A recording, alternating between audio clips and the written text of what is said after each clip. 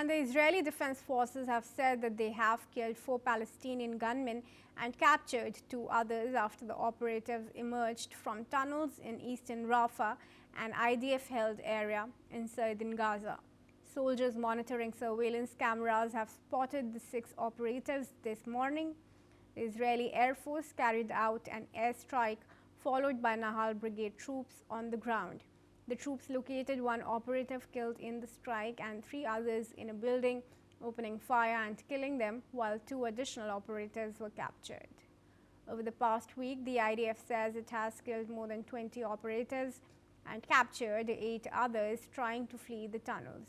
The army has vowed to target all remaining operatives on the Israeli side of the Yellow Line, in line with the October ceasefire.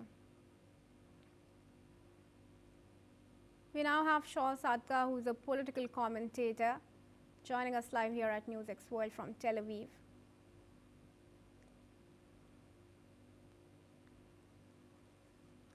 All right. Shaul Sadka, I extend you a very warm welcome here on NewsX World, and thank you for joining us.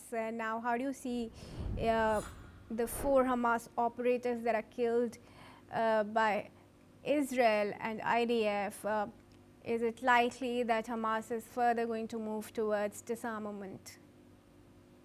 There are approximately believed to be about 200 Hamas operatives who have been hiding out in tunnels under the feet of the Israeli forces in the Israeli zone of Gaza, as per the ceasefire. They have been there about 2 months since the ceasefire came into effect, and have been presented with the choice of essentially surrender or die. A couple of them who seem to have run out of food and water and cut off from the rest of their forces attempted to make a breakout from their tunnel system and back to Hamas-controlled territory. And it didn't work out well for them, and they are no longer. Some of them have been captured. As regards the disarmament of the rest of Hamas, not just the couple of hundred people who are in tunnels under the Israeli feet, I really see no prospect of that happening voluntarily. Hamas are a jihadi terrorist organization. They have certain theological beliefs which will prevent them from disarming, even if offered safe passage or amnesty. So I assume they will continue to fight to the death if given the opportunity. All right, requested to stay on as we have some more information coming in. Now, Israeli security forces have also launched a counter-terrorism operation in the northern West Bank, focusing on the city of Tubas. Now, according to Tubas Governor Ahmed al-Assad, the operation, which includes helicopter support, has led to widespread displacement as Israeli forces have encircled the city and taken over rooftops. Palestinians have been ordered to leave their homes and are prohibited from returning until the operation concludes, which could last several days. This action is part of a larger ongoing operation that began earlier this year in Jenin and has since expanded to other West Bank cities. Human rights groups have raised concerns over forced expulsions, while violence has continued to escalate between Israeli settlers and Palestinian communities. Hamas has condemned the operation, urging international intervention. And I want to bring back Shaul into the discussion here. Do you think any international pressure is going to deter Israel? Deter Israel from continuing the operations in the West Bank? Yeah. I very much doubt it.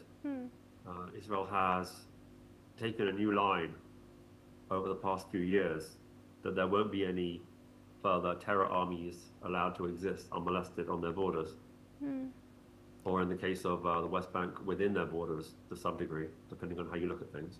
How long do you see this new operation continuing from the IDF?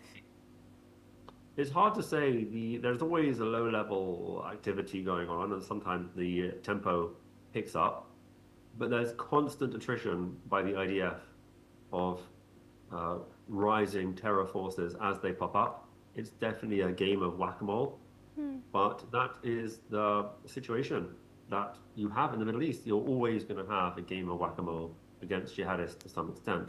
The main thing is to reduce it as far as possible. You can never entirely wipe it out.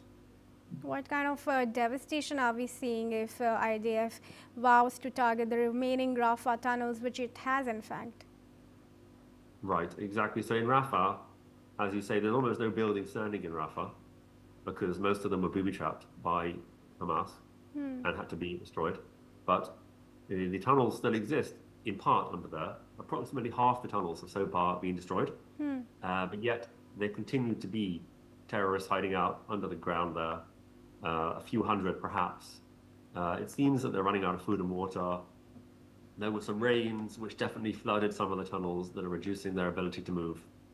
And I would expect that to wind up within the next few months at the most, perhaps days or weeks. All right, Charlie, I requested to stay on again, and we want to tell our viewers